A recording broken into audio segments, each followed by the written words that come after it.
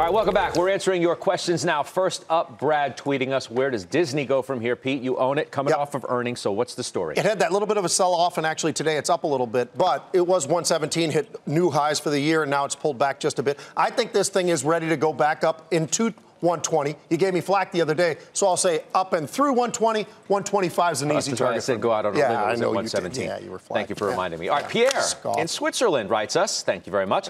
What's going on with Deere? Roller coaster before earnings. Company reports next week. Doc, it's up to you. The 13th of July, Judge, we talked about it on this show about unusual activity. I loved the Caterpillar report, which said sales were up huge.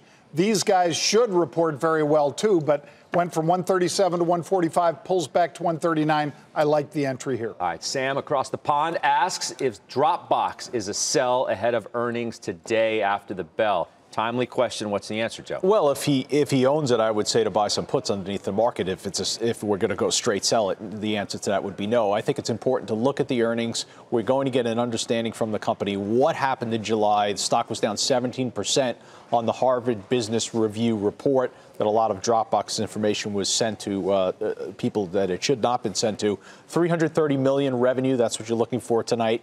7 cents. The stock is probably fairly valued here in the mid-30s. But as I said before, if you're long buy puts, don't naked short it. All right. Steve in San Francisco wants to know if now, Carrie, is the time to buy Constellation Brands.